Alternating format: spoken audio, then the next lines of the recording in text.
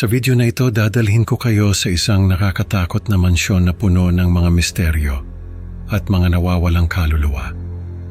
Isang urban explorer ang naglakas loob na pasukin ang bahay na ito sa pag-asang madokumento ang mga kwento ng mga taong bigla na lang nawala. Pero sa kanyang pag-iimbestiga, natuklasan niya ang isang batang espiritu na nag-aanyaya ng isang kakaibang laro ng taguan. Ano kaya ang mangyayari kapag ang larong ito ay hindi na basta laro, kundi isang sumpang walang katapusan? May nag-abot sa akin ng journal nang minsang mag-vlog ako sa isang lumang building. Sabi niya, para daw ito sa mga tulad ko na mahilig sa mga misteryo.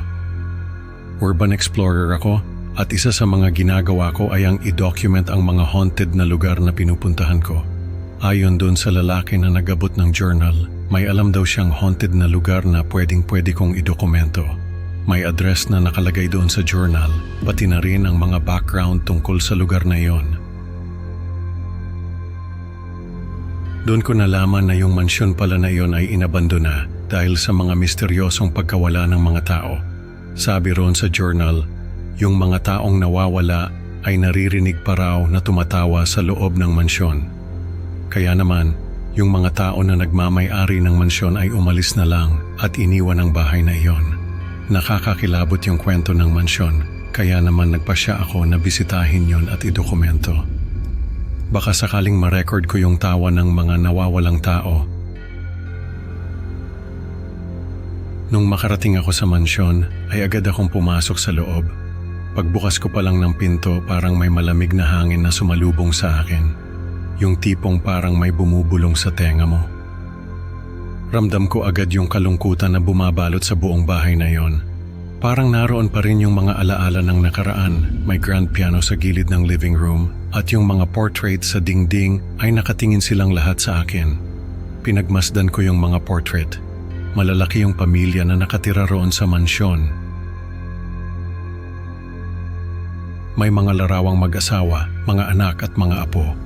Sa kusina ay naroon pa rin yung mga lumang kagamitan. Halatang mayayaman yung mga dating nakatira roon dahil sa mga magagarang disenyo ng mga kagamitan nila. Sa isang maliit na lamesa ay may mga nakapatong na lumang larawan. Larawan ng mga nakatira roon sa mansyon, masaya silang lahat sa mga larawan.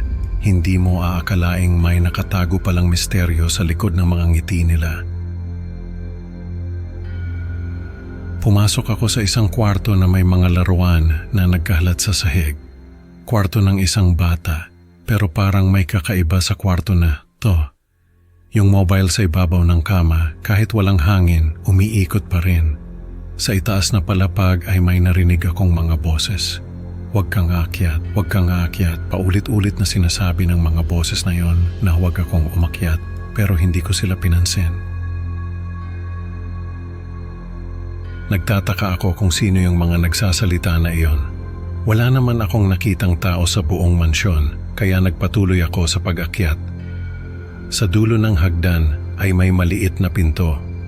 Tingin ko ay papunta yon sa attic. Binuksan ko yung pinto at doon ko nakita yung isang batang lalaki na nakatalikod. Nakatayo siya sa gitna ng attic at nang makita ko siya ay agad siyang nagsalita. Maglaro tayo ng taguan. Nagtago yung batang lalaki sa likod ng isang kahon. Hindi ko alam kung ano ang gagawin ko. Gusto kong umalis na lang, pero hindi ko maigalaw yung mga paa ko. Nakatingin lang ako doon sa batang lalaki na nakatalikod. Habang nag-iisip ako ng gagawin, ay may narinig akong boses na nagsabi sa akin na magtago raw ako. Doon ko lang napansin na may mga nagtatago pala sa mga sulok ng attic.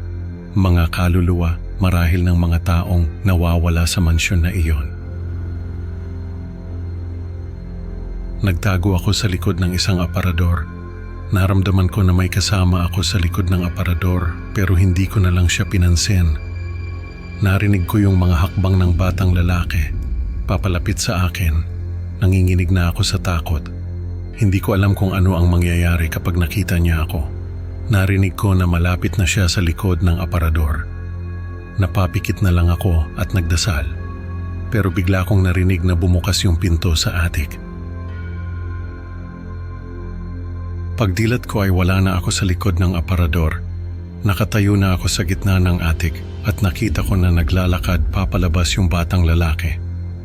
Nagtago siya sa isang sulok at narinig ko yung boses niya na nagsabi na ako naman ang maghahanap sa kanya.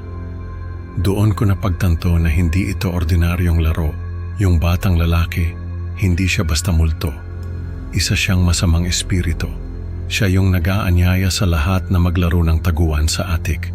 Pero hindi ito isang laro. Isa itong anyo ng masamang espiritu na nagkukubli sa mansyon na ito. Naglakad ako papalabas ng attic, pero bago ako makalabas ay narinig ko na naman yung mga hakbang ng batang lalaki. Papalapit na naman siya sa akin. Mabilis akong nagtago sa likod ng isang lamesa. Pagdilat ko ay nasa gitna na naman ako ng attic. Nagtago na naman yung batang lalaki at ako na naman ang maghahanap sa kanya. Hindi na ako nagdalawang isip pa. Tumakbo ako papalabas ng attic at isinara yung pinto. Pero hindi ko yun na-lock dahil wala namang susi. Narinig ko na naman yung mga hakbang ng batang lalaki kaya binuksan ko ulit yung pinto at pumasok sa loob. Paulit-ulit lang yung nangyayari. Nagtago ako sa likod ng isang lumang bahay-bahayan. Doon ko nakita na may nakatago palang susi sa ilalim ng bahay-bahayan. Kinuha ko yon at tumakbo palabas ng attic. Nilock ko yung pinto at doon ko narinig yung mga sigaw ng batang lalaki. Paulit-ulit niyang sinisigaw na palabasin ko raw siya. Pero hindi ko siya pinansin. Nawala na yung mga boses na nagbabala sa akin na huwag umakyat. Nawala na rin yung mga multo na nagtatago sa sulok ng attic. Naging tahimik na ang buong mansyon. Bumaba ako at lumabas ng bahay. Nakita ko yung journal na iniwan ko sa may pintuan. Kinuha ko yon at nakita ko na may nakasulat sa huling pahina. Salamat sa paglaya sa amin. Nakita ko yung lumang music box na nakapatong sa lamesa. Kinuha ko yon at nilagay sa bag ko. Alam ko na yon ang nawawalang piraso ng palaisipan. Yung lalaki na nagbigay sa akin ng journal ay nagpakilala sa akin. Siya raw ang huling miyembro ng pamilya na nakatira sa mansyon. Siya raw ang nakagising sa masamang espiritu na natutulog sa attic. Siya raw ang nakapagtago sa loob ng bahay-bahayan kung saan ko nahanap yung susi na nagkulong sa masamang espiritu. Ayon sa kanya, niligtas ko raw siya sa sumpa ng mansyon. Dahil sa paglock ko sa pinto, napigilan ko ang masamang espiritu na magpatuloy sa kanyang laro ng taguan. Naging pagtubos niya sa kanyang kasalanan ay nakasalalay sa tagumpay ko. Alam ko na ang ibig niyang sabihin ay ang paglalagay ko ng music box sa isang puno sa sementeryo. Isa yun sa misyon ko bilang urban explorer. Tiyakin na mapayapa ang mga kaluluwa sa isang haunted na lugar. Bago ako umalis ay narinig ko pa rin yung tawa ng batang multo sa attic.